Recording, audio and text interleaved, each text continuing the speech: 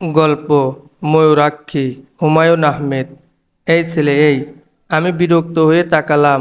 আমার মুখ ভর্তি দাড়ি গোঁফ, গায়ে চকচকে হলুদ পাঞ্জাবি, পরপর 3টা পান খেয়েছি বলে ঠোঁট এবং দাঁত লাল হয়ে আছে, হাতে সিগারেট।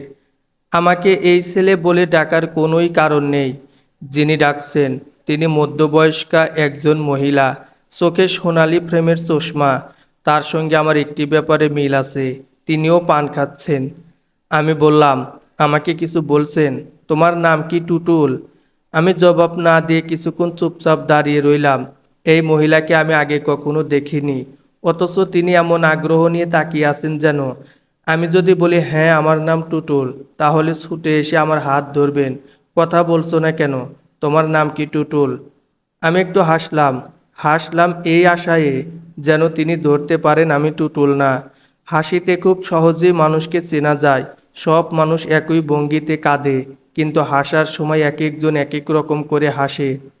আমার হাসি নিশ্চয়ই ওই টুটুলের হাসির মতো না। আশ্চর্যের ব্যাপার, এই ভদ্র মহিলা আমার হাসিতে আরও প্রতারিত হলেন। চোখ মুখ উজ্জ্বল করে বললেন, ও মা, টুটুলই তো। ভাবছিলাম তিনি আমার দিকে ছুটে আসবেন, তা না করে ছুটে গেলেন রাস্তার ওপাশে পার্ক করা গাড়ির দিকে। আমি শুনলাম তিনি বলছেন, তোকে বলিনি ও টুটুল? তুই তো বিশ্বাস করলি না। ওর হাঁটা দেখি আমি ধরে ফেলেছি, কেমন দুলে দুলে হাঁটছে। ড্রাইভার গাড়ি ঘুরিয়ে রাস্তার ওপাশে নিয়ে এলো। ড্রাইভারের পাশের সিটটা খালি। ভদ্রমহিলা আমার দিকে তাকিয়ে বললেন, টুটুল উঠে আয়। আমি উঠে পড়লাম। বাইরে চৈত্র মাসে ঝাঁঝা রোদ। আমাকে যেতে হবে ফার্ম গেট। বাসে উঠলেই মানুষের গায়ের গন্ধে আমার বমি আসে, কাজেই যেতে হবে হেঁটে হেঁটে। খানিকটা লিফট পাওয়া গেলে মন্দ কি? আমি তো জোর করে গাড়িতে চেপে বসিনি। তাছাড়া আমার চিন্তার সুতা কেটে গেল। ভদ্রমহিলার পাশে বসে থাকা মেয়েটি বলল, মা, এ টুটুল ভাই নয়। আমি ঘাড় ঘুরিয়ে মেয়েটির দিকে তাকিয়ে ঠিক আগের ভঙ্গিতে হাসলাম, যে হাসি দিয়ে মেয়ের মাকে প্রতারিত করেছিলাম। সেই হাসিতে মেয়েটিকে প্রতারিত করার চেষ্টা। মেয়ে প্রতারিত হলো না। এই যুগের মেয়েদের প্রতারিত করা খুব কঠিন। মেয়েটি দ্বিতীয়বার আগের চেয়েও কঠিন গলায় বলল, মা, তুমি কাকে তুলছো? এ টুটুল ভাই নয়, হতেই পারে না, অন্য কেউ। ড্রাইভার বারবার সন্দেহজনক চোখে আমার দিকে তাকাচ্ছে। আমিও অত্যন্ত ঠান্ডা গলায় বললাম, সামনে চোখ রেখে গাড়ি চালাও, অ্যাক্সিডেন্ট হবে। ড্রাইভার আমার গলা এবং কথা শুনে হতভম্ব হয়ে গেল। সম্ভবত তাকে কেউ তুমি করে বলে না। আমার মতো সাজ পোশাকের মানুষ অবলীলায় তাকে তুমি বলছে, এটা তার পক্ষে হজম করা কঠিন। মেয়ের মা বললেন, আচ্ছা, তুমি টুটুল না? না। মেয়েটি কঠিন গলায় বলল, তাহলে টুটুল সেজে গাড়িতে উঠে বসলেন যে? টুটুল সেজে গাড়িতে উঠতে যাব কেন? আপনার মা উঠতে বললেন, উঠলাম। মেয়েটি তীব্র গলায় বলল, ড্রাইভার সাহেব, গাড়ি থামান তো, ইনাকে নামিয়ে দিন। যা ভেবেছিলাম তাই, এই ড্রাইভারকে সবাই আপনি করে বলে। ড্রাইভার মনে মনে হয়তো এরকম হুকুমের অপেক্ষা করছিল। সে প্রায় সঙ্গে সঙ্গে গাড়ি থামিয়ে ফেলল। বড় সাহেবদের মতো ভঙ্গিতে বলল, নামেন। গাড়ি থেকে জোর করে নামিয়ে দেব, এটা সহ্য করা বেশ কঠিন। তবে এ জাতীয় অপমান সহ্য করা আমার অভ্যেস আছে। আমাকে এবং মজিদকে একবার এক বিয়ে বাড়ি থেকে বের করে দিয়েছিল কনের এক আত্মীয়। চিবিয়ে চিবিয়ে বলেছিল, জানেন, আমরা আপনাকে পুলিশে হ্যান্ড ওভার করতে পারি। ভদ্রবেশী জোচ্ছরকে কিভাবে ঠান্ডা করতে হয় আমি জানি। সেই অপমানের তুলনায় গাড়ি থেকে বের করে দেওয়া তো কিছুই না। ড্রাইভার রুক্ষ গলায় বলল, ব্রাদার, নামুন। সূর্যের চেয়ে বালি গরম, একেই বলে। আমি ড্রাইভারকে সম্পূর্ণ অগ্রাহ্য করে মেয়েটির দিকে তাকিয়ে বললাম, আমি ফার্ম গেটে যাব। ওইখানে কোনো এক জায়গায় নামিয়ে দিলেই হবে। আমরা ফার্ম গেটের দিকে যাচ্ছি না। কোন দিকে যাবেন তা দিয়ে আপনার কি দরকার? নামুন বলছি। না নামলে কি করবেন? আমি এইবার ভদ্র মহিলার দিকে তাকিয়ে হাসলাম। আমার মনে ক্ষীণ আশা ভদ্র মহিলা বলবেন, এই ছেলে যেখানে যেতে চায় সেখানে নামিয়ে দিলেই হয়, এত কথার দরকার কি? ভদ্রমহিলা তা করলেন না। তিনি অত্যন্ত অপ্রস্তুত বোধ করছেন। অপরাধী ভঙ্গিতে মেয়ের দিকে তাকাচ্ছেন। সম্ভবত তিনি মেয়েকে ভয় পান। আজকাল অধিকাংশ মায়েরাই মেয়েদের ভয় পায়। ড্রাইভার বলল, নামতে বলছে, নামেন না। আমি হুঙ্কার দিয়ে উঠলাম, চুপ বেটা ফাজিল, এক চড় দিয়ে চোয়াল ভেঙে দেব। আমাকে চিনিস? চিনিস তুই আমাকে? ড্রাইভারের চোখ মুখ শুকিয়ে গেল। বড়লোকের ড্রাইভার এবং দারোয়ান এরা খুব ভীতু প্রকৃতির হয়। সামান্য ধমকা ধমকিতেই এদের পিলে চমকে যায়। আমার কাঁধে একটা শান্তিনিকেতনী ব্যাগ, অত্যন্ত গম্ভীর ভঙ্গিতে ব্যাগে হাত ঢুকিয়ে ছোট্ট নোট বইটা চেপে ধরলাম। ভাবটা এরকম যেন কোনো ভয়াবহ অস্ত্র আমার হাতে। আমি ড্রাইভারের দিকে তাকিয়ে শীতল গলায় বললাম, এই বেটা, গাড়ি স্টার্ট দে, আজ আমি তোর বাপের নাম ভুলিয়ে দেব। ড্রাইভার সাথে সাথে গাড়ি স্টার্ট দিল। এই বেটা, দেখছি ভিতর জম, বারবার আমার ব্যাগটার দিকে তাকাচ্ছে। আমি বললাম, সামনের দিকে তাকিয়ে গাড়ি চালা হারামজাদা, অ্যাক্সিডেন্ট করবি। আমি এবার পিছনের দিকে তাকালাম, কড়া গলায় বললাম, আদর করে গাড়িতে তুলে পথে নামিয়ে দেওয়া এটা কোন ধরনের ভদ্রতা?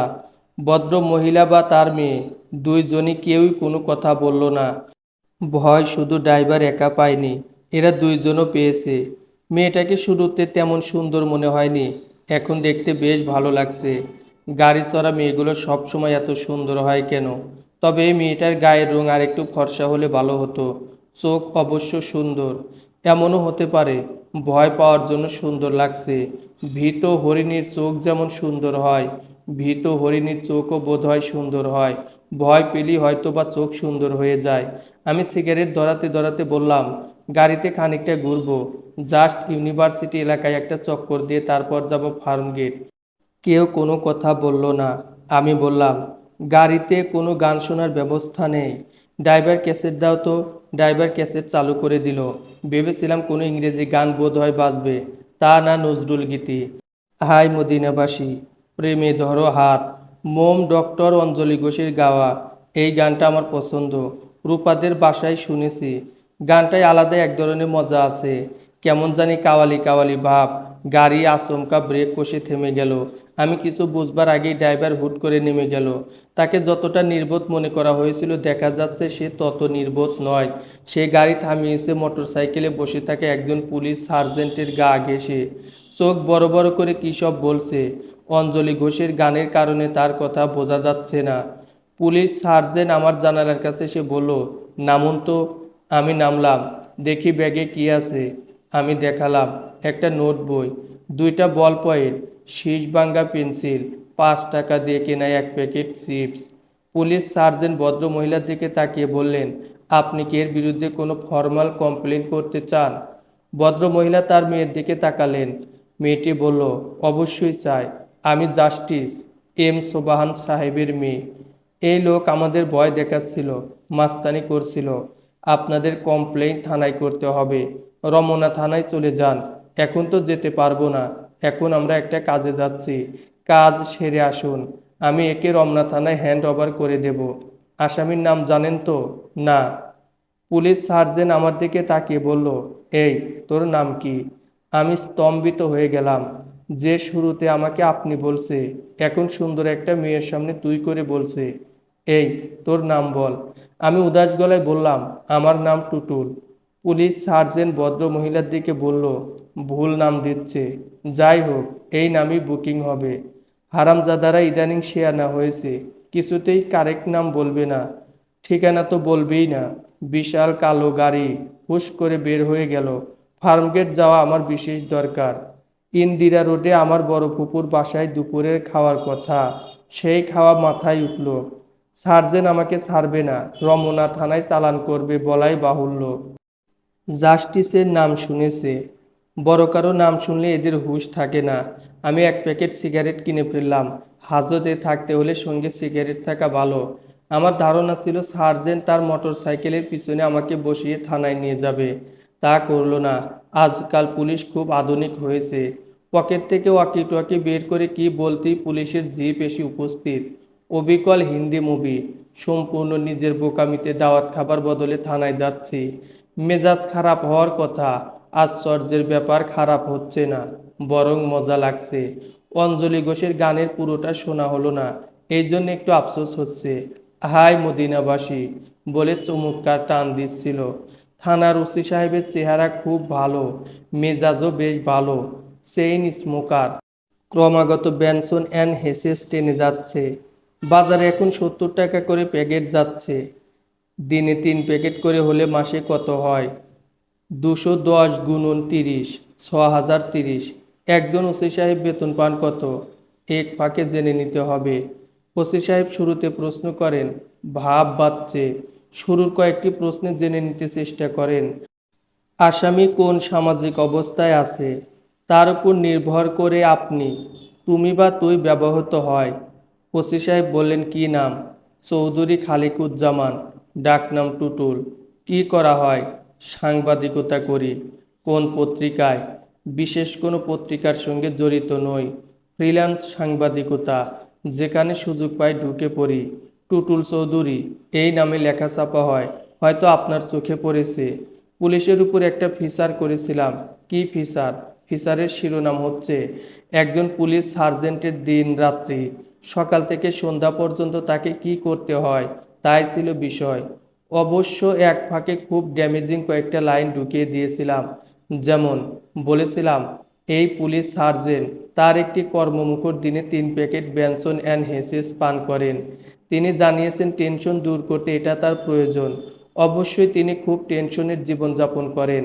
এই বাজারের দিনে 3 প্যাকেট করে বেনসন খেলে মাসে 2300 টাকার প্রয়োজন। আমাদের জিজ্ঞাস্য তার বেতন কত? ওসি সাহেব ভ্রু কুঁচকে আমার দিকে তাকালেন। আমি হাসি মুখে বললাম, তবে শেষের লাইন 3টা ছাপা হয়নি, এডিটর সাহেব কেটে দিয়েছেন। পুলিশের বিরুদ্ধে কেউ কিছু ছাপাতে চায় না। ওসি সাহেব শুকনো গলায় বললেন, আপনার বিরুদ্ধে অভিযোগ কি? আমি স্বস্তির নিঃশ্বাস ফেললাম।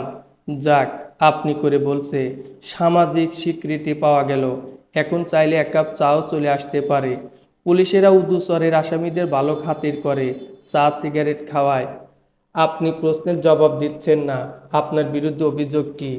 অভিযোগ যে কি তা আমি নিজেই জানি না। ওরা অভিযোগ করলে তারপর জানা যাবে। নারী অপহরণের অভিযোগ হতে পারে। নারী অপহরণ? জি। জাস্টিস সাহেবের স্ত্রী এবং কন্যাকে নিয়ে ওদের গাড়িতেই পালাতে চেষ্টা করছিলাম। মাছের তেলে মাছ ভাজা বলতে পারেন। ওসি সাহেব থমথমে গলায় বললেন, আপনি কি আমার সঙ্গ রসিকতা করার চেষ্টা করছেন? দয়া করে করবেন না। আমি আপনার চেয়েও বেশি রসিক, কাজেই অসুবিধা হবে। জি, আচ্ছা, রসিকতা করব না। আপনি কোনার দিকের ওই বেঞ্চিতে বসে থাকুন। হাজতে পাঠাচ্ছেন না? ফাইনাল অভিযোগ আসুক, তারপর পাঠাবো। হাজত তো পালিয়ে যাচ্ছে না। 1 কাপ চা কি পেতে পারি? ওসি সাহেব গম্ভীর মুখে আমার ব্যাগের জিনিসপত্র দেখতে লাগলেন। নোট বইয়ের পাতা উল্টাচ্ছেন। আমি বললাম, ওটা আমার কবিতার খাতা।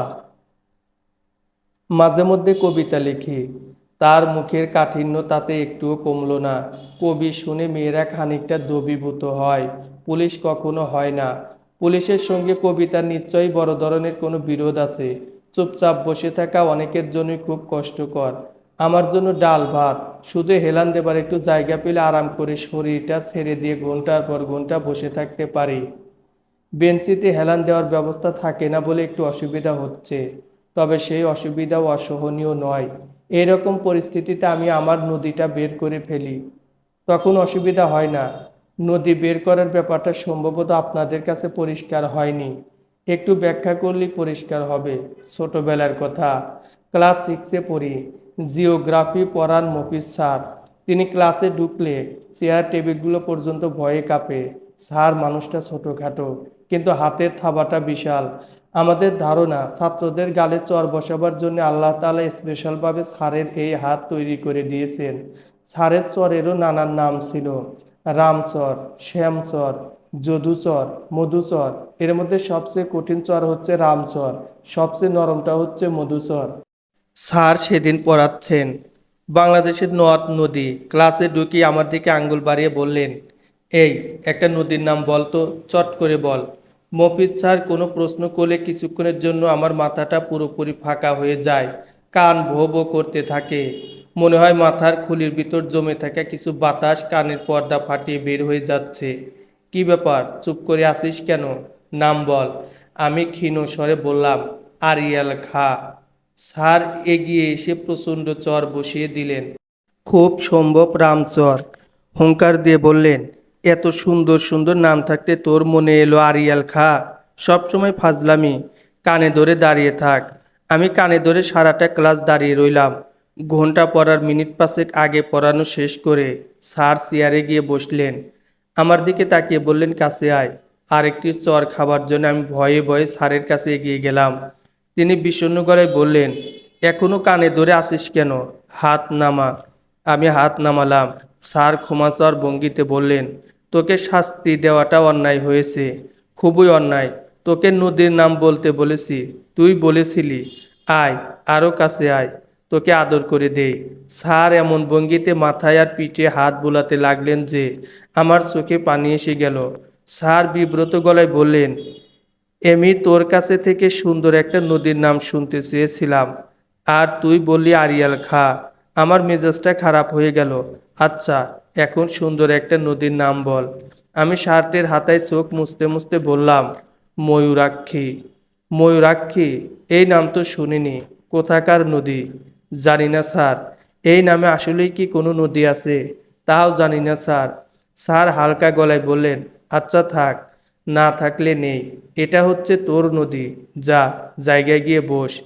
এমনিতেই তোকে শাস্তি দিয়ে আমার মনটা খারাপ হয়েছে। তুই তো দেখি কেঁদে কেঁদে আমার মন খারাপটা বাড়াচ্ছিস। আর কাঁদিস না। এই ঘটনা প্রায় বছর 3 পর। ক্যান্সারে দীর্ঘদিন রোগ ভোগের পর মফিজ স্যার মারা যান। মৃত্যুর কয়েকদিন আগে স্যারকে দেখতে গিয়েছি। নোংরা একটা ঘরের নোংরা বিছানায় স্যার শুয়ে আছেন। মানুষ না, যেন কফিন থেকে বের করা মিশরের মমি। স্যার আমাকে দেখে খুব খুশি হলেন। উঁচু গলায় তার স্ত্রীকে ডাকলেন, ওগো, এই ছেলেটাকে দেখে যাও। এই ছেলের একটা নদী আছে, নদীর নাম ময়ূরাক্ষী। স্যারের স্ত্রী আমার প্রতি কোনো রকম আগ্রহ দেখালেন না, মুখ ঘুরিয়ে চলে গেলেন। স্যার সেই অনাদর পুষিয়ে দিলেন, দুর্বল হাতে টেনে তার পাশে বসালেন। বললেন, তোর নদীটা কেমন বল তো। আমি নিচু গলায় বললাম, আমি স্যার কিছু জানি না, দেখিনি কখনো, তবু বল শুনি, বানিয়ে বানিয়ে বল। আমি লাজুক গলায় বললাম, নদীটা খুব সুন্দর। আরে গাধা, নদী তো সুন্দর হবেই, অসুন্দর নদী বলে কিছু নেই, আরও কিছু বল। আমি বলার মতো কিছু পেলাম না, চুপচাপ বসে রইলাম। স্যার যেদিন মারা যান সেই রাত্রিতেই আমি প্রথম ময়ূরাক্ষী নদীটা স্বপ্নে দেখি। ছোট্ট একটা নদী, তার পানি কাচের মতো স্বচ্ছ, নিচের বালিগুলা পর্যন্ত স্পষ্ট দেখা যায়। নদীর দুই ধারে দুর্বা গাছগুলো কি সবুজ, কি কোমল। নদীর ওই পারে বিশাল ছায়াময় একটা পাকুর গাছ, সেই গাছে বিষণ্ণ গলায় একটা ঘুঘু ডাকছে। সেই ডাকে এক ধরনের কান্না মিশে আছে। নদীর ধার ঘেঁষে পানি ছিটাতে ডোরাকাটা সবুজ শাড়ি পরা একটি মেয়ে ছুটে যাচ্ছে। আমি শুধু এক ঝলক তার মুখটা দেখতে পেলাম। স্বপ্নের মধ্যেই তাকে খুব চেনা, খুব আপন মনে হলো। যেন কত দীর্ঘ শতাব্দী এই মেয়েটির সঙ্গে কাটিয়েছি। ময়ূরাক্ষী নদীকে একবারই আমি স্বপ্ন দেখে নদীটা আমার মনের ভিতর পুরোপুরি গাঁথা হয়ে যায়। এরপর অবাক হয়ে লক্ষ্য করি, কোথাও বসে একটু চেষ্টা করলেই নদীটা আমি দেখতে পাই। তার জন্য আমাকে কোনো কষ্ট করতে হয় না, চোখ বন্ধ করতে হয় না, কিছু না। একবার নদীটা বের করে আনতে পারলে সময় কাটানো কোনো সমস্যা নয়। ঘন্টার পর ঘন্টা আমি নদীর তীরে হাঁটি, নদীর হিম শীতল জলে পা ডুবিয়ে বসি, শরীর জুড়িয়ে যায়, ঘুঘুর ডাকে চোখ ভিজে ওঠে। ঘুমাচ্ছেন নাকি? আমি চোখ মেললাম, চারদিকে অন্ধকার। আরে সর্বনাশ, এতক্ষণ পার করেছি। ওসি সাহেব বললেন, যান, চলে যান। জাস্টিস সাহেবের বাসা থেকে টেলিফোন করেছিল, ওরা কোনো চার্জ আনবে না। You are free to go. Justice সাহেব নিজেই টেলিফোন করেছিলেন। না, তার মেয়ে। মেয়েটা কি বলল দয়া করে বলবেন? বলল ধমক দামক দিয়ে ছেড়ে দিতে। তাহলে দয়া করে ধমক দামক দিন, তারপর যায়। ওসি সাহেব হেসে ফেললেন। পুলিশের যে একেবারেই রসবোধ নেই সেটা ঠিক না। আমি উঠে দাঁড়াতে দাঁড়াতে বললাম, মেয়েটি কি, তার নাম আপনাকে বলেছে? হ্যাঁ বলেছে, মীরা কিংবা মিরু, এই জাতীয় কিছু। আপনি কি নিশ্চিত যে সে জাস্টিস এম সোবাহান সাহেবের মেয়ে? অন্য কেউ তো হতে পারে। আপনি একটা উড়ো টেলিফোন কল পেয়ে আমাকে ছেড়ে দিলেন, তারপর জাস্টিস সাহেব ধরবেন আপনাকে, আইনের পেছে পেলে অবস্থা কাহিল করে দেবেন।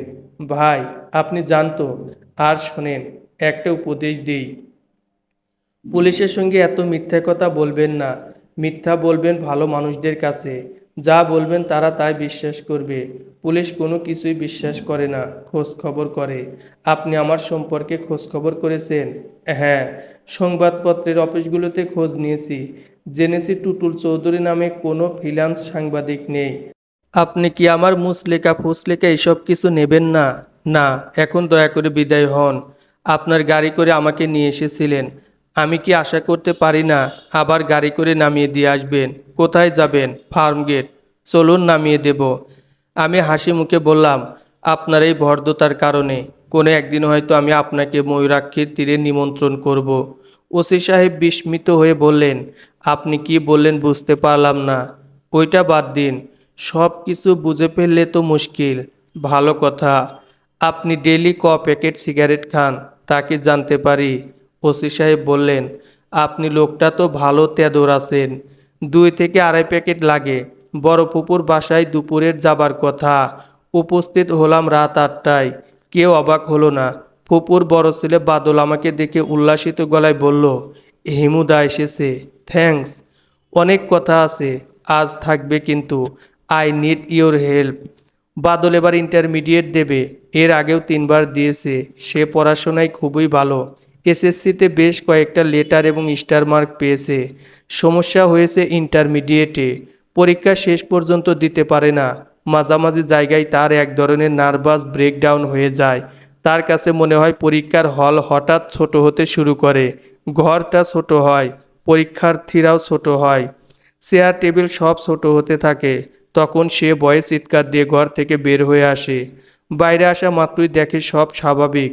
তখন সে আর পরীক্ষার হলে ঢোকে না, চোখ মুছতে মুছতে বাড়ি চলে আসে। দ্বিতীয়বার পরীক্ষা দেবার সময় অনেক ডাক্তার দেখানো হলো, ওষুধপত্র খাওয়ানো হলো। সেবারও একই অবস্থা। এখন আবার পরীক্ষা দেবে। এবারে ডাক্তারের সঙ্গে যুক্ত হয়েছে পীর ফকির। বাদলের গলায় হাতে কোমরে নানা মাপের তাবিজ ঝুলছে। এর মধ্যে একটা তাবিজ নাকি জিনকে দিয়ে কোহকাপ নগর থেকে আনানো। কোহকাপ নগরে নাকি জিন এবং পরীরা থাকে। আমার বড় পোপা ঘোর নাস্তিক ধরনের মানুষ এবং বেশ ভালো ডাক্তার। তিনিও কিছু বলছেন না। বাদলের দেখি আমার মতো অবস্থা। দাড়ি গোঁফ গজিয়ে হুলস্থুল, লম্বা লম্বা চুল। সে খুশি খুশি গলায় বলল, হিমুদা, পড়াশোনা করছি। খাওয়া দাওয়া শেষ করে আমার ঘরে চলে আসবে। পড়াশোনা হচ্ছে কেমন? হেব্বি হচ্ছে। একই জিনিস 3-4 বছর ধরে পড়ছি তো, একেবারে ভাজা ভাজা হয়ে গেছে। হিমু ভাই, তুমি এমন ডার্ক হলুদ কোথায় পেলে? গাউসিয়ায়। ফাইন দেখাচ্ছে। সন্ন্যাসী সন্ন্যাসী লাগছে। সন্ন্যাসী উপগুপ্ত। মথুরাপুরীর পাঁচিলের নিচে একদা ছিলেন সুপ্ত। যা পড়াশোনা কর, আমি আসছি। কি আর পড়াশোনা করব, সব তো ভাজা ভাজা। তবু আরেকবার বেজে ফেল, কড়া ভাজা হবে। বাদল শব্দ করে হেসে উঠল। সেই হাসি হেসকির মতো চলতেই থাকলো। আমি অবাক হয়ে তাকিয়ে রইলাম। এই ছেলের অবস্থা দেখে দিন দিন খারাপ হচ্ছে। এতক্ষণ ধরে কেউ হাসে। ফুপু গম্ভীর মুখে খাবার এগিয়ে দিচ্ছেন। মনে হচ্ছে দুপুরে প্রচুর আয়োজন ছিল, সেই সব গরম করে দেওয়া হচ্ছে। পোলাওয়ের টক টক গন্ধ। নষ্ট হয়ে গেছে কিনা কে জানে। আমার পেটে অবশ্য সবই হজম হয়ে যায়। পোলাওটা মনে হচ্ছে হবে না, কষ্ট দেবে। ফুপু বললেন, রোস্ট আর 1 পিস দেব। দাও। এত খাবার দাবারের আয়োজন কি জন্য? একবার জিজ্ঞেস করলি না? আমি খাওয়া বন্ধ করে বললাম, কি জন্য? আত্মীয় স্বজন যখন কোনো উপলক্ষে খেতে ডাকে, তখন জিজ্ঞেস করতে হয় উপলক্ষটা কি। যখন আসতে বলে তখন আসতে হয়। একটা ঝামেলায় আটকে পড়েছিলাম। উপলক্ষটা কি? রিনকির বিয়ের কথা পাকা হলো। বাহ, ভালো তো। ফুপু গম্ভীর হয়ে গেলেন। আমি খেয়েই যাচ্ছি। টক গন্ধ পোলাও এত খাওয়া ঠিক হচ্ছে না, সেটাও বুঝতে পারছি। তবুও নিজেকে সামলাতে পারছি না। যা হবার হবে। ফুপু শীতল গলায় বললেন, একবার তো জিজ্ঞেস করলি না কার সঙ্গে বিয়ে? কি সমাচার? তোমরা নিশ্চয়ই দেখে শুনে ভালো বিয়েই দিচ্ছ। তুই একবার জিজ্ঞেস করবি না? তোর কোনো কৌতূহলও নেই? আরে কি বলো কৌতূহল নেই? আসলে এত ক্ষুধার্ত যে কোনো দিকে মন দিতে পারছি না। দুপুরের খাওয়া হয়নি। ছেলে করে কি? Marine engineer. বলো কি, তাহলে তো মালদার পার্টি। ফুপুর আগি গলায় বললেন, ছোট লোকের মতো কথা বলবি না তো। মালদার পার্টি আবার কি? পয়সাওয়ালা পার্টি এই বলছি। হ্যাঁ, টাকা পয়সা ভালোই আছে। শর্ট না তো? আমার কেন জানি মনে হতো একটা শর্ট টাইপের ছেলের সাথে রিঙ্কির বিয়ে হবে। ছেলের হাইট কত? ফুপুর মুখটা কালো হয়ে গেল। তিনি নিচু গলায় বললেন, হাইট একটু কম। উঁচু জুতা পরলে বোঝা যায় না। বোঝা না গেলে তো কোনো সমস্যা নেই। তাছাড়া বেটে লোক খুব কম ইন্টেলিজেন্ট হয়। যত লম্বা হয় বুদ্ধি তত কম থাকে। আমি এখন পর্যন্ত কোনো বুদ্ধিমান লম্বা মানুষ দেখিনি, সত্যি বলছি। ফুপুর মুখ আরও অন্ধকার হয়ে গেল। তখন মনে পড়ল, কি সর্বনাশ, ফুপা নিজেই বিরাট লম্বা, প্রায় 6 ফুট। আজ দেখি একের পর এক ঝামেলা বাঁধিয়ে যাচ্ছি। তুই যাবার আগে তোর ফুপার সঙ্গে কথা বলে যাবি। তোর সঙ্গে নাকি কি জরুরি কথা আছে। No problem. আর রিঙ্কির সঙ্গে কথা বলার সময় জামাই লম্বা কি বেটে এ জাতীয় কোনো কথাই বলবি না। বেটে লোকেরা যে জ্ঞানী হয় এই কথাটা ঠিক কায়দা করে বলবো। তোর কিছুই বলার দরকার নেই, ঠিক আছে? ঠান্ডা পেপসি টেপসি থাকলে দাও। তোমরা তো কেউ পান খাও না, কাউকে দিয়ে 3টা পান আনাও তো। রিনকির সঙ্গে দেখা করতে গেলাম। এই মেয়ে 9-10-এ পড়ার সময় রোগা ভোদা ছিল, এখন দিন দিন মোটা হচ্ছে। আজ অবশ্যই সে রকম মোটা লাগছে না, ভালোই লাগছে। মনে হচ্ছে এর চেয়ে কম মোটা হলে তাকে মানাতো না। কিরে, ক্লাস 1 একটা বর জোগাড় করে ফেললি? কংগ্রাচুলেশন। রিনকি অসম্ভব খুশি হলো। অবশ্যই প্রায় সঙ্গে সঙ্গে ঠোঁট উল্টে বলল, ক্লাস 1 বর না ছাই, ক্লাস 3 হবে বড় জোর। মেয়েদের আমি কখনো খুশি হলে সেই খুশি প্রকাশ করতে দেখিনি। একবার একটা মেয়ের সঙ্গে কথা হয়েছিল, সে ইন্টারমিডিয়েটে, ছেলে মেয়ে সবার মধ্যে ফার্স্ট হয়েছে। আমি বললাম, কি খুশি তো? সে ঠোঁট উল্টে বলল, উহুঁ, বাংলা সেকেন্ড পেপারে যা পুয়োর নাম্বার পেয়েছি জানেন, মার্কশিট দেখে কেঁদেছি। রিঙ্কিরও দেখি সেই অবস্থা, খুশিতে মুখ জলমল করছে, অথচ মুখে বলছে ক্লাস 3। হিমু ভাই, ও কিন্তু দারুণ শট, মনে হয় কলিং বেল হাত দিয়ে লাগাল পাবে না। আমি অত্যন্ত খুশি হবার ভঙ্গি করলাম, খুশি গলায় বললাম, তাহলে তো তুই লাকি। ভাগ্যবতী মেয়েদের বর খাটো হয়, খনার বচনে আছে। যাও, সত্যি খনা বলেছেন। খাটো পিয়ারা ভালো, খাটো স্বামীর মন। তারপর আরও কি কি যেন আছে মনে নেই। বানিয়ে বানিয়ে কি যে মিথ্যা তুমি বলো। এই ছড়াটা তুমি এক্ষুনি বানালে, তাই না? হুঁ। কেন বানালে বলো তো? তোকে খুশি করবার জন্য। খুশি কয়বার করার দরকার নেই, আমি এমনিতেই খুশি। সেটা তোর মুখ দেখেই বুঝতে পারছি। বর পছন্দ হয়েছে? হুঁ। তবে খুব বিরক্ত করছে। বিরক্ত করছে মানে আজই মাত্র কথাবার্তা ফাইনাল হলো, এর মধ্যে 3বার টেলিফোন করেছে। তারপর বলেছে রাত 11টার সময় আবার করবে। লজ্জা লাগে না? তার উপর টেলিফোন বাবার ঘরে। বাবা সন্ধ্যে থেকে তার ঘরে বসা আছে। আমি কি বাবার সামনে তার সঙ্গে কথা বলবো? লম্বা তার আছে, তুই টেলিফোন তোর ঘরে নিয়ে আয়। আমি কি করে আনবো? আমার লজ্জা লাগে না? আচ্ছা যা, আমি এনে দিচ্ছি। পরে কিন্তু তুমি এই নিয়ে ঠাট্টা করতে পারবে না। আমি তোমাকে আনতে বলিনি, তুমি নিজ থেকে আনতে চেয়েছো। তা তো বটেই। ওই ভদ্রলোক টেলিফোনে কি বলে? কি আর বলবে, কিছু বলে না। আহা, বল না শুনি। উফ, তুমি বড় যন্ত্রণা করো, আমি কিছু বলতে টলতে পারবো না। রিনকি লজ্জায় লাল নীল হতে লাগলো। মনে হচ্ছে সে এখন তার জীবনের শ্রেষ্ঠ সময়টা কাটাচ্ছে। বড় ভালো লাগছে তার দিকে তাকিয়ে থাকতে। আর রিনকির সঙ্গে আরও কিছুক্ষণ থাকার ইচ্ছা ছিল, থাকা গেল না। ফুপা ডেকে পাঠালেন।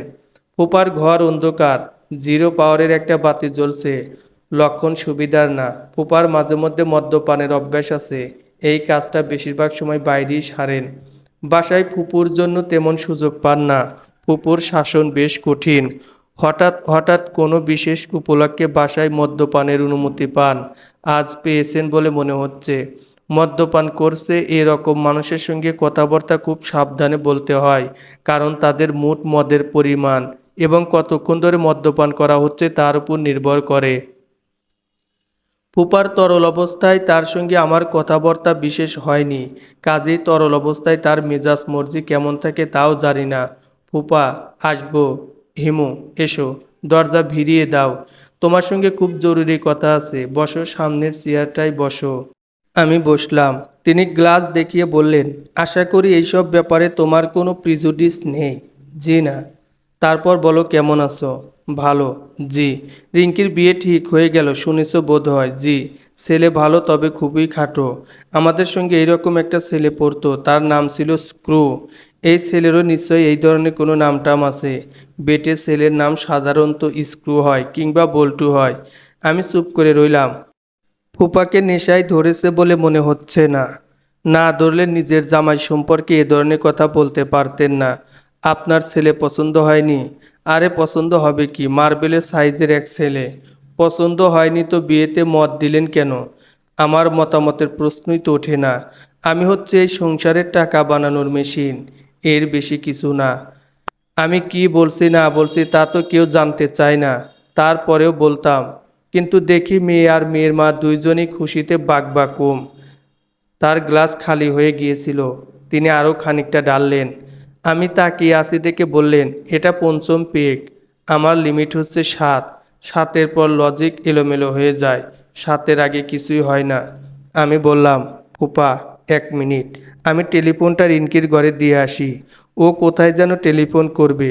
ফুপা মুখ বিকৃত করে বললেন, কোথায় করবে বুঝতে পারছো না? ওই মার্বেলের কাছে করবে। টেলিফোন করে করে অস্থির করে তুলল। আমি রিঙ্কিকে টেলিফোন দিয়ে এসে বললাম, আপনি কি জানি জরুরি কথা বলবেন? ও হ্যাঁ, জরুরি কথা, বাদল সম্পর্কে। জি বলুন। ও তোমাকে কেমন অনুকরণ করে সেটা লক্ষ্য করেছো? তুমি তোমার মুখে দাড়ি গোপের চাষ করছো, করো, সেও তোমার পথ ধরেছে। আজ তুমি হলুদ পাঞ্জাবি গায়ে দিয়ে এসেছো। আমি 1000 টাকা বাজি রাখতে পারি, কাল দুপুরের মধ্যে সে হলুদ পাঞ্জাবি কিনবে। আমি কি ভুল বললাম? না, ভুল বলেননি। তুমি যদি মাথা কামাও, আমি শিওর বেটা কাল মাথা কামিয়ে ফেলবে। এরকম প্রভাব তুমি কি করে ফেললে আমাকে বলো। You better explain it. আমার জানা নেই ফুপা, ভুলটা আমার। মেট্রিক পাশ করে তুমি যখন এলে, আমি ভালো মনে বললাম, আচ্ছা থাকুক, মা বাপ নেই, ছেলে একটা আশ্রয় পাক। তুমি যে এই সর্বনাশ করবে তা তো বুঝিনি। বুঝতে পারলে ঘাড় ধরে বের করে দিতাম। আমি জেনে শুনে কিছু করিনি। তাও ঠিক, জেনে শুনে তুমি কিছু করনি। I do agri. তোমার লাইফস্টাইল তাকে আকর্ষণ করেছে। তুমি ভ্যাগাবন্ড না, অথচ তুমি ভাব করো যে তুমি ভ্যাগান্ড।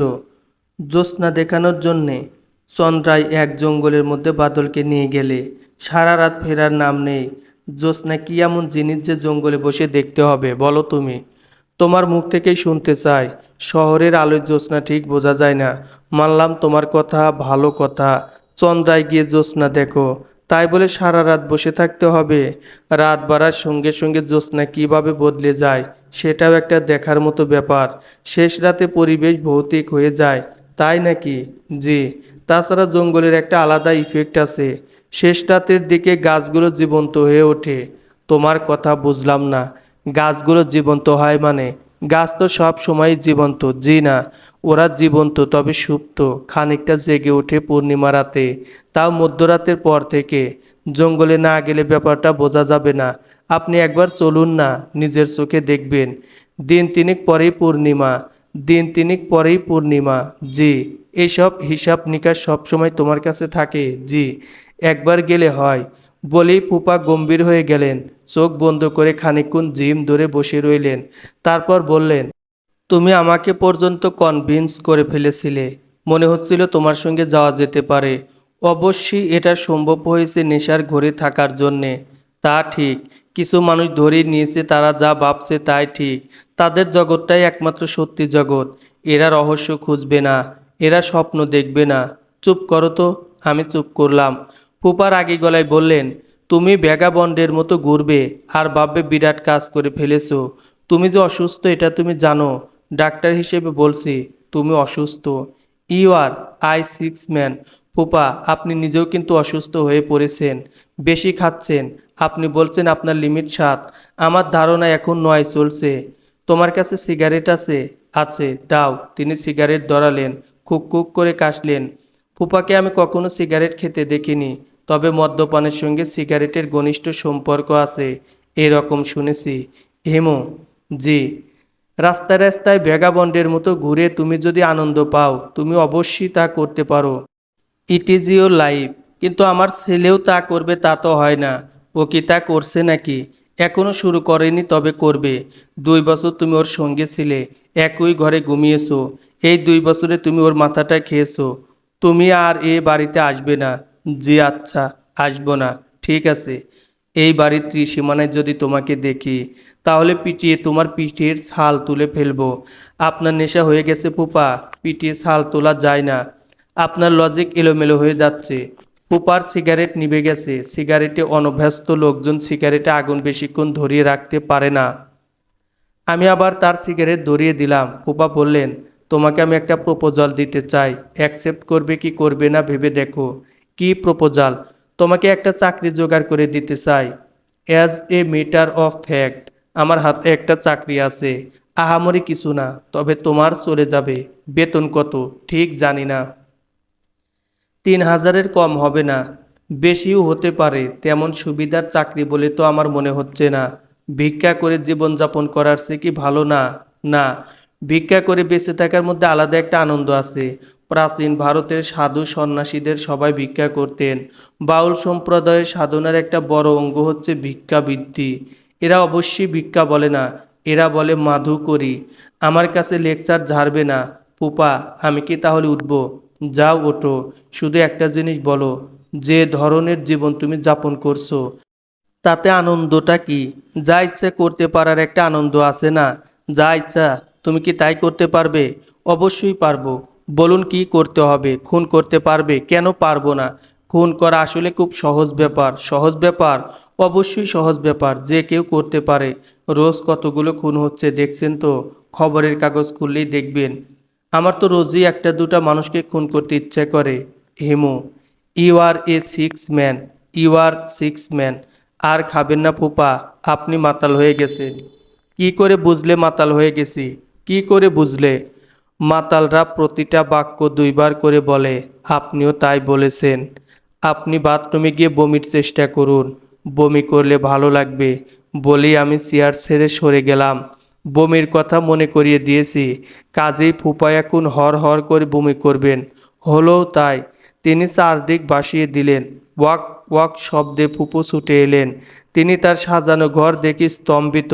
ফুপাকে দেখে আমার মনে হচ্ছে তার নাড়ি ভুঁড়ি উল্টে আসছে। হঠাৎ হয়তো দেখব বমির সঙ্গে তার পাকস্থলী বের হয়ে আসছে। সেই দৃশ্য খুব সুখকর হবে না। আমি বারান্দায় চলে এলাম। রিনকি ছুটে এসেছে, বাদলও এসেছে। ফুপা সি সি করে বলছেন, সুরমা আমি মরে যাচ্ছি। ও সুরমা, আমি মরে যাচ্ছি। বমি করতে করতে কোনো মাতাল মারা যায় বলে আমার জানা নেই। কাজেই আমি রাস্তায় নেমে এলাম। সিগারেট কেনা দরকার। আকাশে মেঘের আনাগোনা, বৃষ্টি হবে কিনা কে জানে। হলে ভালোই হয়। এই বছর এখনো বৃষ্টিতে ভেজা হয়নি। নবধারা জলে স্নান বাকি আছে। সিগারেটের সঙ্গে জর্দা দেওয়া দুটো পান কিনলাম। জর্দার নাম সবই পুংলিঙ্গে। দাদা জর্দা, বাবা জর্দা, মা জর্দা, খালা জর্দা এখনও বাজারে আসেনি, যদিও মহিলারাই বেশি জর্দা খান। কোনো একটা জর্দা কোম্পানিকে এই আইডিয়াটা দিয়ে দেখলে হয়। প্রথমবার ঢোকার সময় ফুপুকে যত গম্ভীর দেখলাম, দ্বিতীয়বারের চেয়েও বেশি গম্ভীর মনে হলো। ফুপু কোমরে হাত দিয়ে দাঁড়িয়ে, কাজের মেয়ে বালতি আর ঝাঁটা হাতে যাচ্ছে। কাজের ছেলেটির হাতে ফিনাইল। ফুপুর কিছুটা সূচিবায়ুর মতো আছে। আজ সারা রাতি বোধহয় ধোয়াধুয়ি চলবে। ফুপু বললেন, তুই তাহলে আসিস? আমি ভাবলাম চলে গিয়েছিস, পান কিনতে গিয়েছিলাম। ফুপার অবস্থা কি? অবস্থা কি জিজ্ঞেস করছিস? লজ্জা করে না? তোর সামনে গিলল, তুই একবার না করতে পারলি না? চাকর বাকর আছে, কি লজ্জার কথা। তুই কি আজ এখানে থাকবি? হ্যাঁ, এখানে থাকার তোর দরকারটা কি? এত রাতে যাব কোথায়? ফুপু শোবার ঘরের দিকে রওনা হলেন। টেলিফোনে ক্রমাগত রিং হচ্ছে। এগিয়ে গেলাম টেলিফোনের দিকে। রিনকির ঘর পর্যন্ত টেলিফোন নেওয়া যায়নি, তার এত লম্বা নয়। টেলিফোন বারান্দায় রাখা। আমি রিসিভার তুলতে ওপাশ থেকে উদ্বিগ্ন গলা পাওয়া গেল। এটা কি রিনকিদের বাসা? হ্যাঁ। দয়া করে ওকে একটু ডেকে দেবেন। আপনি কে জানতে পারি? এ বাড়ির নিয়ম কানুন খুব কড়া। অপরিচিত লোক যদি রিঙ্কিকে ডাকে তাহলে রিঙ্কিকে দেওয়া যাবে না। আমি এনতাজ। আপনি কি মেরিন ইঞ্জিনিয়ার? জি। আমাকে আপনি চিনবেন না, আমার নাম। আপনি কে তা আমি বুঝতে পেরেছি, আপনি হচ্ছেন হিমু ভাই। আমি সত্যি চমৎকৃত হলাম। এর মধ্যে রিনকি আমার গল্প করে ফেলেছে। এমনভাবে করেছে যে ভদ্রলোক কয়েকটা বাক্যতেই আমাকে চিনে ফেললেন। ভদ্রলোকের বুদ্ধি তো ভালোই। এমন বুদ্ধিমান একজন মানুষ টিঙ্কির মতো গাধা টাইপের একটি মেয়ের সঙ্গে জীবন কি করে টেনে নেবে কে জানে। হ্যালো, হ্যালো, লাইন কি কেটে গেল? না কাটেনি। আপনি কি হিমু ভাই? হ্যাঁ। রিনকি বলেছে আপনার নাকি অলৌকিক সব ক্ষমতা আছে। কী রকম ক্ষমতা? প্রফেটিক ক্ষমতা। আপনি নাকি ভবিষ্যতের কথা বলতে পারেন। আপনি যা বলেন তাই নাকি হয়? আমি চুপ করে রইলাম। এই জাতীয় প্রসঙ্গ এলে চুপ করে থাকাই নিরাপদ। হ্যাঁ না কিছু বললেই তর্কের মুখোমুখি হতে হয়। তর্ক করতে আমার ভালো লাগে না। হ্যালো, হ্যালো, লাইনটা ডিস্টার্ব করছে। হ্যালো, হিমু ভাই, বলুন। আপনি কি দয়া করে একটু রিঙ্কিকে ওকে তো দেওয়া যাবে না, ও আশেপাশে নেই, বাবার সেবা করছে, উনি অসুস্থ। অসুস্থ? কি বলছেন, সিরিয়াস কিছু? সিরিয়াস বলা যেতে পারে। বলেন কি, আমি কি আসবো? আমি কয়েক মুহূর্ত দ্রুত চিন্তা করে বললাম, আসতে অসুবিধা হবে না তো? না না, অসুবিধা কি, আমার গাড়ি আছে, আকাশের অবস্থা ভালো না, ঝড় বৃষ্টি হতে পারে। হোক, বিপদের সময় উপস্থিত না থাকলে কি করে হয়? তা তো বটেই। আপনি এক্ষুনি রওনা না হয়ে ঘন্টাখানিক পর আসুন। কেন বলুন তো? এমনি বললাম। ঠিক আছে, ঠিক আছে, আপনার কথা অগ্রাহ্য করব না। যেসব কথা আমি শুনেছি, মাই গড, আপনি দয়া করে আমার সম্পর্কেও কিছু বলবেন। মাই আর্নেস্ট রিকোয়েস্ট। আচ্ছা বলবো। হিমু ভাই, তাহলে রাখি। আর আমি যে আসছি এটা রিঙ্কিকে বলবেন না, একটা সারপ্রাইজ হবে। আমার টেলিফোন ব্যাধি আছে, একবার কারোর সঙ্গে টেলিফোনে কথা বললে আবার অন্য কারোর সঙ্গে কথা বলতে ইচ্ছে করে। রূপাদের বাসায় করলাম। রূপার বাবা দৌড়তেই বললাম, আচ্ছা, এটা কি রেলওয়ে বুকিং? রূপার বাবা বললেন, জি না, আপনার রং নাম্বার হয়েছে। তখন আমি বললাম, জাস্ট 1 মিনিট। রূপা কি জেগে আছে? রূপার বাবার হাই প্রেশার বা এই জাতীয় কিছু বোধহয় আছে। অল্পতেই রেগে গিয়ে এমন হইচই শুরু করেন যে বলার না। আমার কথাতেও তাই হলো। তিনি চিড়চিড়িয়ে উঠলেন, কে? কে? এই ছোকরা, তুমি কে? তিনি খুব হইচই লাগালেন। আমি রিসিভার রেখে দিলাম। রূপার বাবা নিশ্চয়ই সবাইকে ডেকে ঘটনা বলবেন। রূপার সঙ্গে সঙ্গে বুঝবে কে টেলিফোন করেছিল। সে হাসবে না রাগ করবে কে জানে। যেখানে রাগ করা উচিত সেখানে সে রাগ করে না, হাসে। যেখানে হাসা উচিত সেখানে রাগ করে। আমি 17-এ রিং করে জাস্টিস এম সোবাহানের বাসা চাইলাম। সম্ভব হলে মীরা বা মীরুর সঙ্গেও কথা বলা যাবে। কি বলবো ঠিক করা হলো না। যা মনে আসে তাই বলবো।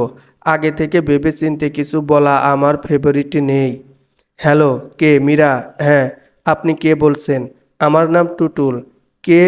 অনেকক্ষণ চুপচাপ কাটলো। মনে হচ্ছে মীরা ঘটনার আকস্মিকতায় বিচলিত।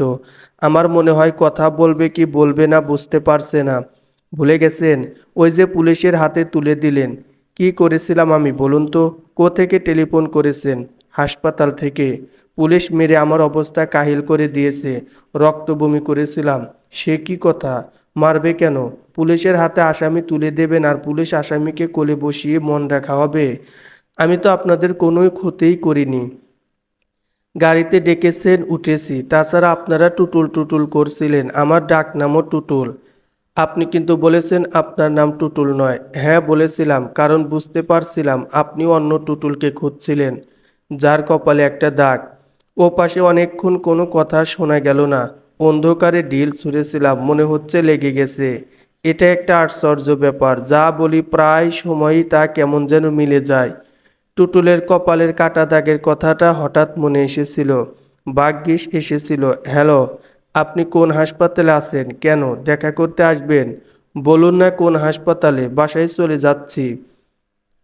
ওরা বুকের এক্স-রে করেছে, 2টা স্টিচ দিয়েছে, বলেছে ভর্তি হবার দরকার নেই। আমি এক্ষুনি বাবাকে বলছি, বাবা থানায় টেলিফোন করবেন। আমি শব্দ করে হাসলাম। হাসছেন কেন? পুলিশ কি কখনো মারের কথা স্বীকার করে? কখনো করে না। আচ্ছা রাখি। না না, রাখবেন না প্লিজ, রাখবেন না প্লিজ। আমি টেলিফোন নামিয়ে রাখলাম। ঠিক তখন প্রবল বর্ষণ শুরু হলো। কালবৈশাখীর ঝড়। কালবৈশাখীর ঝড় সাধারণত চৈত্র মাসেই হয়। ঝড়ের নাম হওয়া উচিত ছিল কালো চৈত্র ঝড়। দেখতে দেখতে অসহ্য গরম চলে গিয়ে চারদিক হিমশীতল হয়ে গেল। নির্ঘাত আশেপাশে কোথাও শিলাবৃষ্টি হচ্ছে। ছাদে গিয়ে বৃষ্টিতে ভিজবো কি ভিজবো না মনস্থির করতে পারছি না।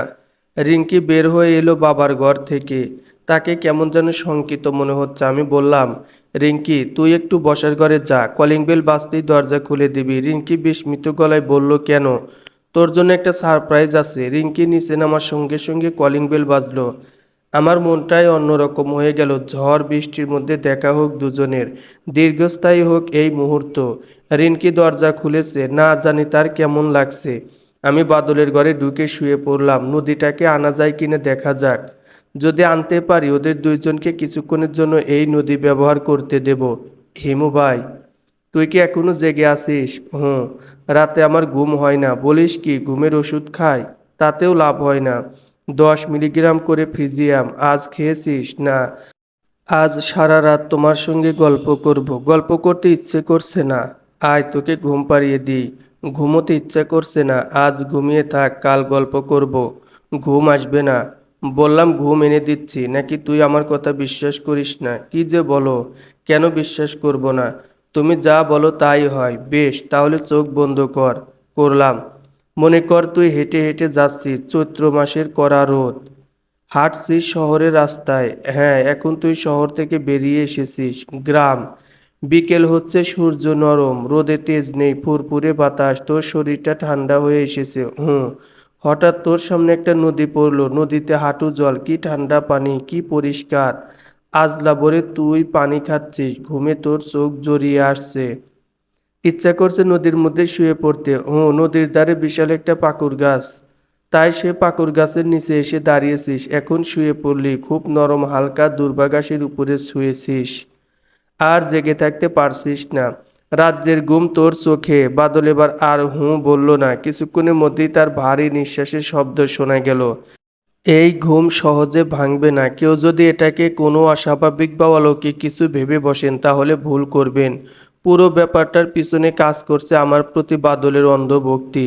যে ভক্তি কোনো নিয়ম মানে না, যার শিকড় অনেক দূর পর্যন্ত ছড়ানো। বাদল না হয়ে অন্য কেউ হলে আমার এই পদ্ধতি কাজ করতো না। এই ছেলেটা আমাকে বড়ই পছন্দ করে। সে আমাকে মহাপুরুষের পর্যায়ে ফেলে রেখেছে। আমি মহাপুরুষ না।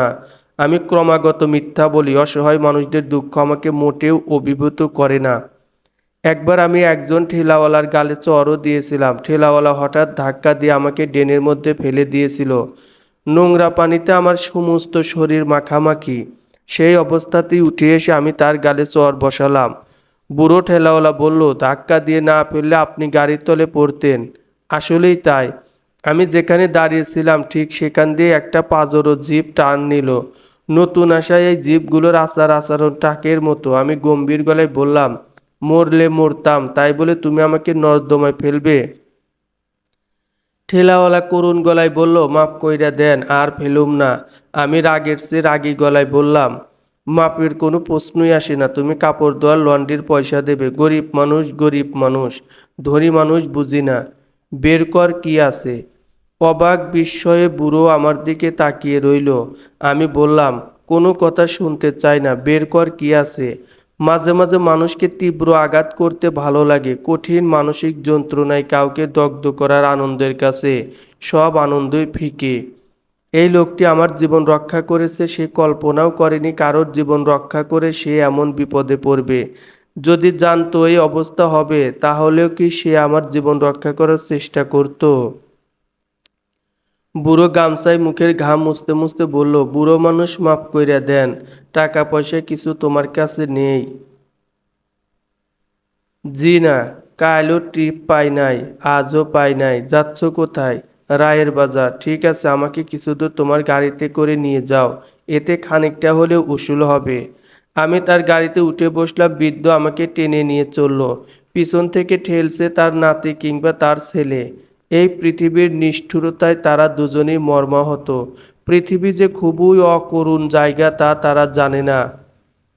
আমি আরও ভালোভাবে তা জানিয়ে দিচ্ছি। রাস্তায় এক জায়গায় গাড়ি থামিয়ে আমি চা আনিয়ে গাড়িতে বসে বসেই খেলাম। তাকিয়ে দেখি বাচ্চা ছেলেটির চোখ মুখ ক্রোধ ও ঘৃণায় কালো হয়ে গেছে।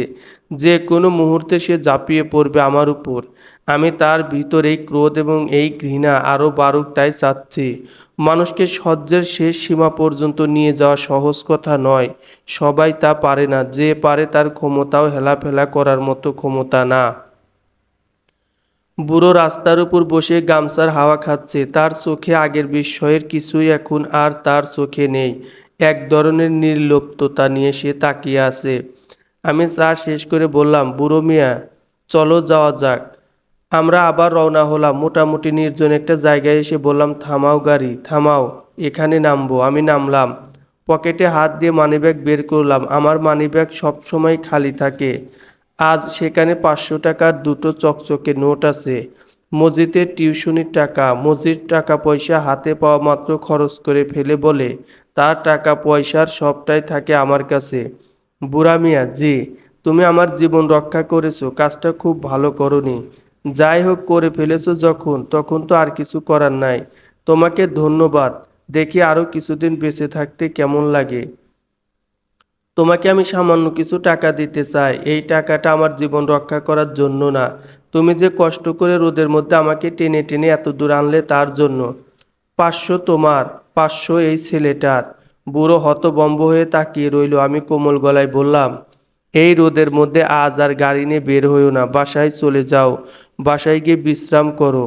বুড়োর চোখ দিয়ে পানি পড়ছে। ব্যাপারটা এরকম ঘটবে আমি তাই আশা করছিলাম। বাচ্চা ছেলেটির মুখে ক্রোধ ও ঘৃণার চিহ্ন এখন আর নেই, তার চোখ এখন অসম্ভব কোমল। আমি বললাম, এই তোর নাম কি রে? লালটু মিয়া। প্যান্টের বুতাম লাগা বেটা, সব দেখা যাচ্ছে। লালটু মিয়া হাত দিয়ে প্যান্টের ফাঁকা অংশ ডাকতে ডাকতে বলল, বুতাম নাই? তাহলে তো সব সমস্যার সমাধান, হাত সরিয়ে ফেল, আলো হাওয়া যাক। লালটু মিয়া হাসছে, হাসছে বুড়ো ঠেলাওয়ালা। তাদের কাছে এখন আমি তাদের একজন। বুড়ো বলল, আব্বাজি আসেন, তিনজনে মিললে চা খাই, তিয়াস লাগছে। পয়সা দেবে কে? তুমি? আমার হাতে কিন্তু আর একটা পয়সাও নেই। বুড়ো আবার হাসলো। আমরা একটা চায়ের দোকানের দিকে রওনা হলাম। নিজেকে সেই সময় মহাপুরুষ মহাপুরুষ বলে মনে হচ্ছিল। আমি মহাপুরুষ নই, কিন্তু এই ভূমিকায় অভিনয় করতে আমার বড় ভালো লাগে। মাঝে মাঝে এই ভূমিকায় আমি অভিনয় করি, মনে হয় ভালোই করি। সত্যিকার মহাপুরুষরাও সম্ভবত এত ভালো করতেন না। আমি অবশ্যই এখন পর্যন্ত কোনো মহাপুরুষ দেখিনি। তাদের চিন্তাভাবনা কাজকর্ম কেমন তাও জানি না। মহাপুরুষদের কিছু জীবনী পড়েছি, সেই সব জীবনীও আমাকে আকৃষ্ট করতে পারেনি। টলস্টয় 13 বছরের একজন বালিকাকে ধর্ষণ করেছিলেন। সেই ভয়াবহ ঘটনা তিনি স্বীকার করেছেন। আমরা সবাই তো আমাদের ভয়ঙ্কর পাপের কথা স্বীকার করি। আমার মতে মহাপুরুষ হচ্ছে এমন একজন যাকে পৃথিবীর কোনো মালিন্য স্পর্শ করেনি। এমন কেউ সত্যি সত্যি জন্মেছে এই পৃথিবীতে। ঘুমোতে চেষ্টা করছি, ঘুমোতে পারছি না। অসহ্য গরম, ঘুমোতে আমার কষ্ট হয় না, কিন্তু আজকের এই ঠান্ডা ঠান্ডা হাওয়ায় ঘুম আসছে না। শীত শীত লাগছে, খালি গায়ে থাকার জন্য লাগছে। খালি গায়ে থাকার কারণ আমার পাঞ্জাবি এখন বাদলের গায়ে। শুয়ে শুয়ে ছেলেবেলার কথা ভাবতে চেষ্টা করছি। বিশেষ কোনো কারণে নয়, ঘুমোবার আগে কিছু একটা নিয়ে ভাবতে হয় বলেই ভাবা। আমার শৈশব যাদের সঙ্গে কেটেছে তারা কেমন। জন্মের সময় আমার মা মারা যান, কাজেই মার কথা কিছুই জানি না। তিনি দেখতে কেমন তাও জানি না। অবিশ্বাস্য হলেও সত্যি যে তার কোনো ছবি নেই। বাবা মারা যান আমার 9 বছর বয়সে, তার কথাও তেমন মনে নেই। তার কথা মনে পড়লেই একটা উদ্বিগ্ন মুখ মনে আসে। সেই মুখে বড় বড় দুটি চোখ, ভারী চশমায় ঢাকা বলে সেই চোখের ভাবও ঠিক বোঝা যায় না। মনে হয় পানির ভিতর থেকে কেউ আমার দিকে তাকিয়ে আছে। বাবার উদ্বিগ্ন গলা, কিরে তোর ব্যাপারটা কি বলতো? পেট ব্যথা করছে? বাবার বোধহয় ধারণা ছিল শিশুদের একটিমাত্র সমস্যা পেট ব্যথা। তারা যখন মন খারাপ করে বসে থাকে তখন বুঝতে হবে তার পেট ব্যথা করছে। গভীর রাতে ঘুম ভেঙে কোনো শিশু যদি জেগে উঠে কাঁদতে থাকে, তখন বুঝতে হবে তার পেটে ব্যথা। বাবার কাছ থেকে কত অসংখ্যবার যে শুনেছি, কিরে হিমু, তোর কি পেট ব্যথা নাকি? মুখটা এমন কালো কেন? কোন জায়গায় ব্যথা দেখি? বাবা যে একজন পাগল ধরনের মানুষ এটা বুঝতে আমার তেমন দেরি হয়নি। শিশুদের বোধ শক্তি ভালো, পাগল না হলে নিজের ছেলের নাম কেউ হিমালয় রাখে? স্কুলে ভর্তি করাতে নিয়ে গেলেন। হেড স্যার গম্ভীর গলায় বললেন, ছেলের নাম কি বললেন? হিমালয়। জি। আহমদ বা মোহাম্মদ এইসব কিছু আছে? জি না, শুধুই হিমালয়। হেড স্যার অত্যন্ত গম্ভীর গলায় বললেন, ও আচ্ছা। বাবা উৎসাহের সাথে বললেন, নদীর নামে মানুষের নাম হয়, ফুলের নামে হয়, গাছের নামে হয়, হিমালয়ের নামে নাম হতে দোষ কি? হিমালয় নাম রাখার বিশেষ কোনো তাৎপর্য কি আছে? অবশ্যই আছে, যাতে এই ছেলের হৃদয় হিমালয়ের মতো বড় হয়, সেজন্যই এই নাম। তাহলে আকাশ নাম রাখলেন না কেন? আকাশ তো আরও বড়। বড় হলেও তা ধরা ছোঁয়ার বাইরে। হিমালয় কি স্পর্শ করা যায়? কিছু মনে করবেন না, এই নামে স্কুলে ছেলে ভর্তি করা যাবে না।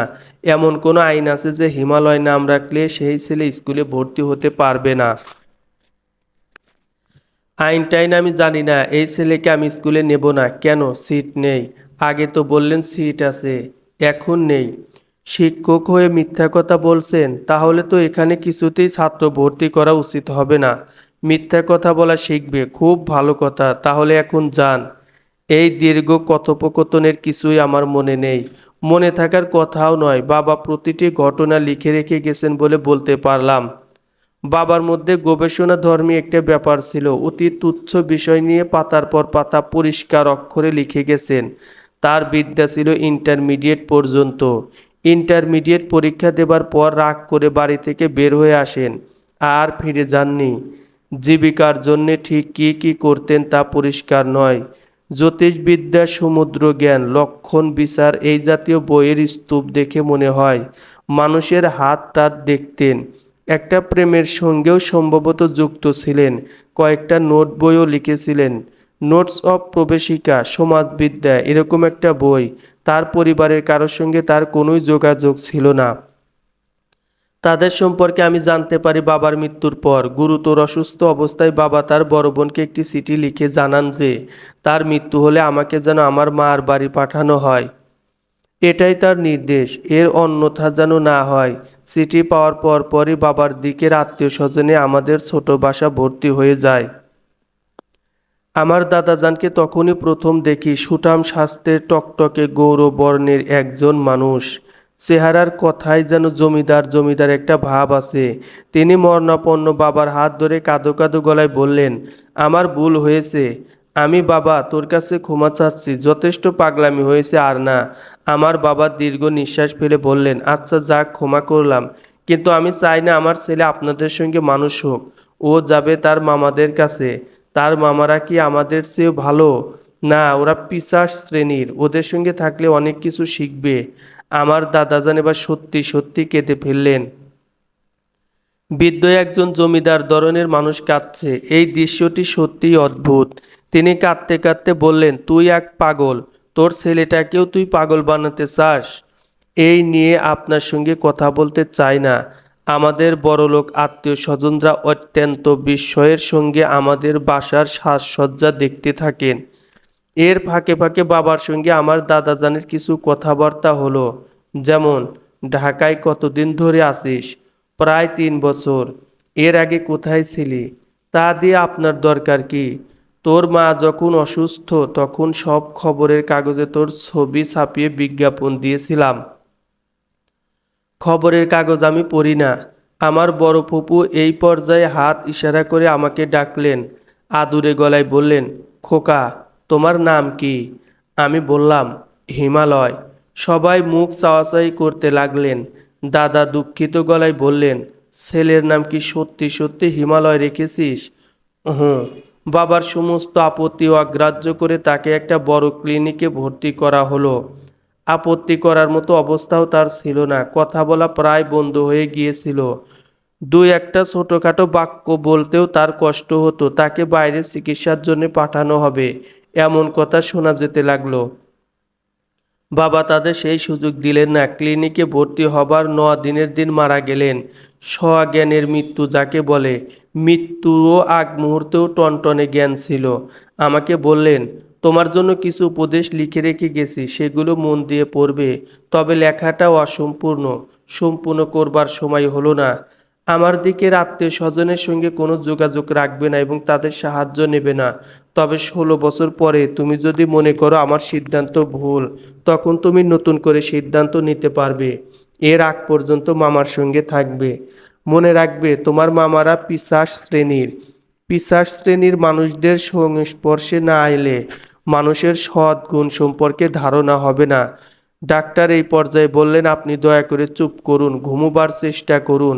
বাবা শীতল গলায় বললেন, প্রতিপদ শুরু হয়ে গেছে, দ্বিতীয় আর আমার মৃত্যু হবার কথা, কাজে আমাকে বিরক্ত করবেন না।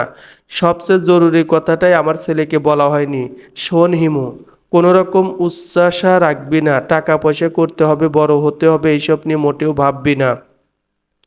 সমস্ত কষ্টের মূলে আছে আমাদের উচ্চ আশা। আমার উচ্চ আশা ছিল বলে প্রথম দিকে খুবই কষ্ট পেয়েছি, শেষের দিকে উচ্চ আশা ত্যাগ করতে পেরেছিলাম, তাই খানিকটা আনন্দে ছিলাম। আনন্দে থাকাটাই বড় কথা। সব সময় আনন্দে থাকার চেষ্টা করবি।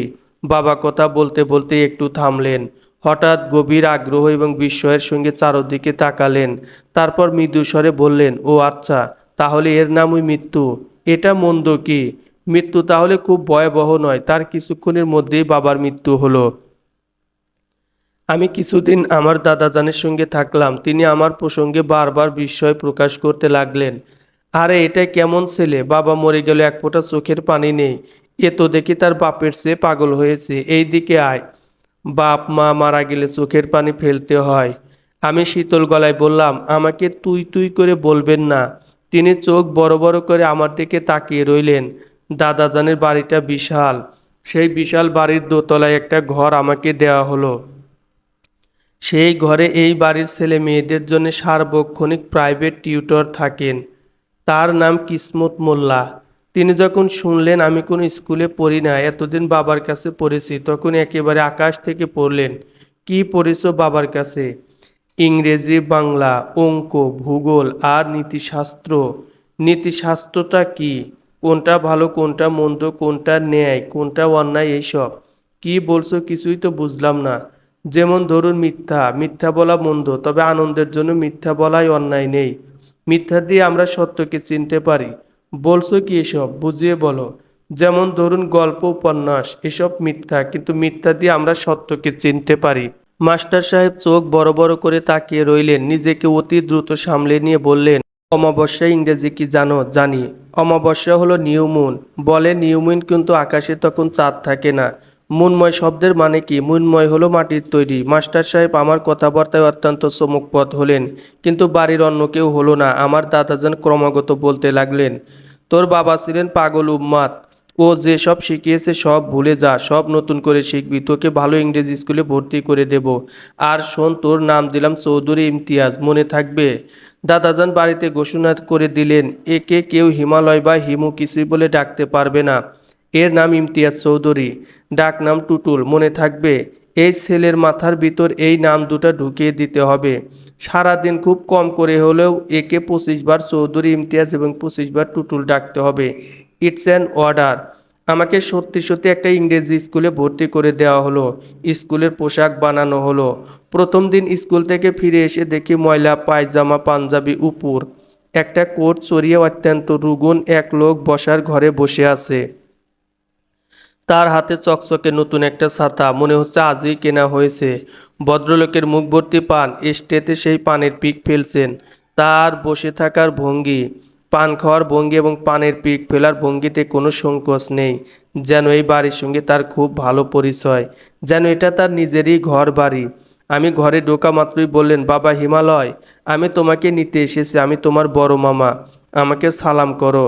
দাদাজান গম্ভীর গলায় বললেন, আমি তো আপনাকে বলেছি তাকে নিতে পারবেন না। সে গ্রামে গিয়ে কি করবে? সে এখানেই থাকবে, পড়াশোনা করবে। তাকে স্কুলে ভর্তি করা হয়েছে। আমার বড় মামা বিচিত্র ভঙ্গিতে হাসলেন, যেন এরকম হাস্যকর কথা তিনি আগে কখনো শোনেননি।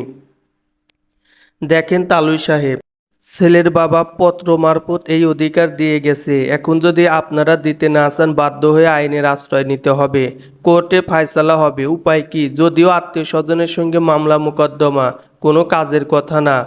দাদাজানের মুখে কোনো কথা এলো না। বড় মামা স্টেতে আর একবার পানের পিক ফেলে বললেন, বাবার ইচ্ছা মতোই কাজ হোক। খামোকা আপত্তি করছেন কেন? ছেলের খরচাপাতির জন্য মাসে মাসে টাকা দিবেন, তাহলেই তো হয়। আপনি কি করেন? তেমন কিছু না।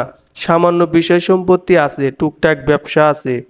ইউনিয়ন কাউন্সিলের মেম্বার ছিলাম, এইবার জিততে পারি নাই। 17 ভোটে ঠক খেয়েছি। যদি অনুমতি দেন একটু বেয়াদবি করি। কি বেয়াদবি? একটা সিগারেট ধরায়। এমন নেশা হয়েছে, না খেলে দমটা বন্ধ হয়ে আসে। বড় মামা অনুমতির অপেক্ষা না করে সিগারেট ধরালেন। দাদাজান বললেন, আপনি একে নিতে চাচ্ছেন কারণ আপনার ধারণা একে নিলে মাসে মাসে মোটা টাকা পাবেন, তাই না? বড় মামা অত্যন্ত বিস্মিত হওয়ার ভঙ্গি করে বললেন, এই হাতের 5 আঙ্গুলের ভিতর দিয়ে অনেক টাকা গেছে, অনেক টাকা আসছে। টাকা আমার কাছে কিছুই না, আসছে রক্তের টানে। রক্তের টান কঠিন জিনিস তালুই সাহেব। এই যে বোন বিয়ে দিলাম, তারপরে আর কোনো খোঁজ নাই। কি যে যন্ত্রণা। যাক, হিমালয় বাবাকে দেখে মনটা শান্ত হয়েছে। তা বাবা, তোমার নাম কি সত্যি হিমালয়? আমি কিছু বলার আগেই দাদাজান বললেন, না, ওর নাম চৌধুরী ইমতিয়াজ। চৌধুরী আগে কি জন্যে? চৌধুরী থাকবে পিছে, আগে ঘোড়া তারপর গাড়ি। কি বলেন তালুই সাপ? দাদাজান কোনো উত্তর দিলেন না, তার চোখে মুখে ক্রোধ ও ঘৃণা। চা এবং কেক এনে কাজের ছেলে সামনে রাখলো, বড় মামার মুখে পান। সেই অবস্থাতেই চায়ে চুমুক দিলেন, কেক হাতে নিলেন। দাদাজান বললেন, আমার ছেলে আপনার বোনের খোঁজ পেল কি করে? সেটা তালুই সাপ আপনার ছেলেকে জিজ্ঞেস করলেই ভালো হতো। আফসোস সে জীবিত নাই। আমরা আপনার ছেলেকে খুঁজে বের করি নাই। সে বন্ধুর সাথে আমাদের অঞ্চলে এসেছিল, তারপরে কেমনে কেমনে হয়ে গেল।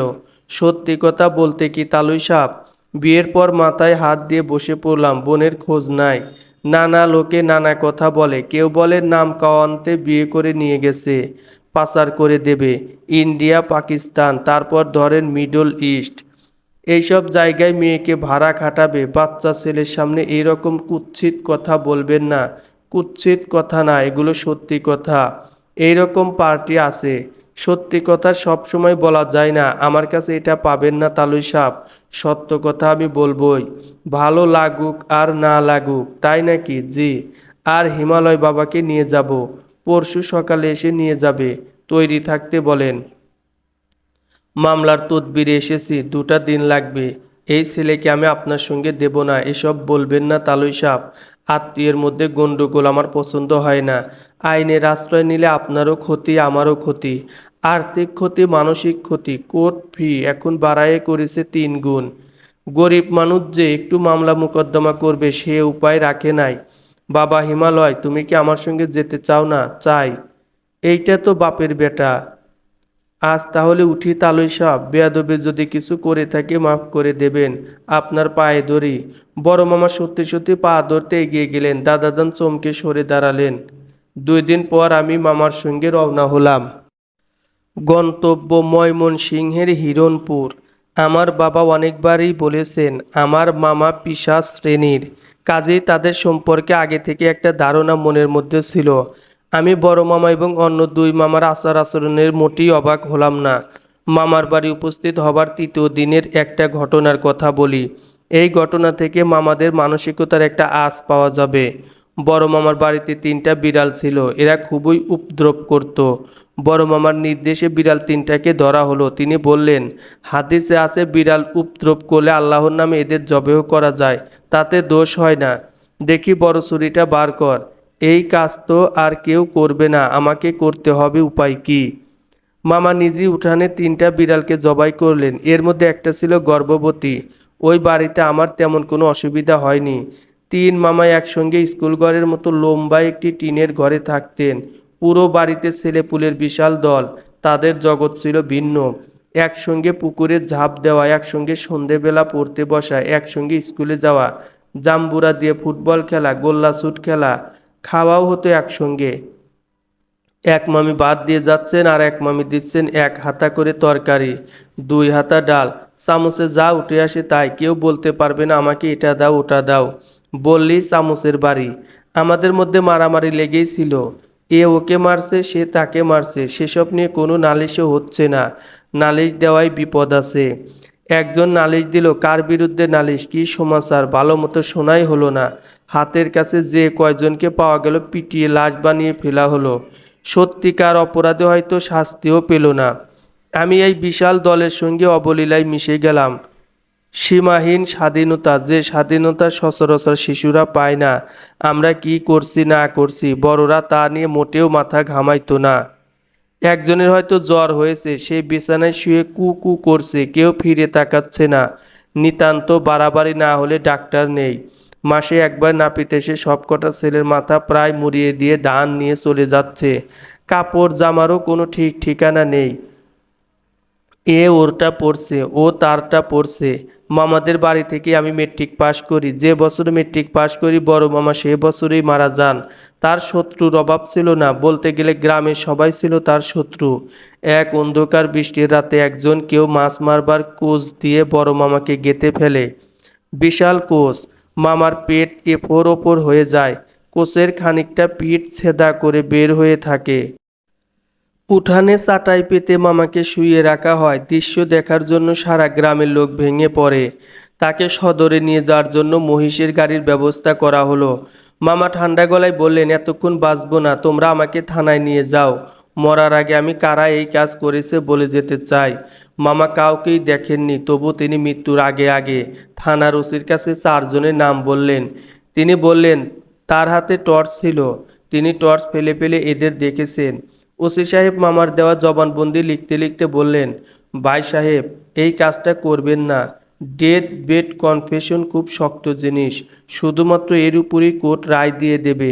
নির্দোষ কিছু মানুষকে আপনি জড়াচ্ছেন, এদের ফাঁসি না হলেও যাবজ্জীবন হয়ে যাবে। মামা বললেন, যা বলছি সবই সত্যি, কোরআন মসজিদ আনেন, আমি মসজিদে হাত দিয়া বলি। ওসি সাহেব বললেন, তার দরকার হবে না, নিন এখানে সই করুন, এটা আপনার জবানবন্দি। মামা সই করলেন, মারা গেলেন থানাতেই।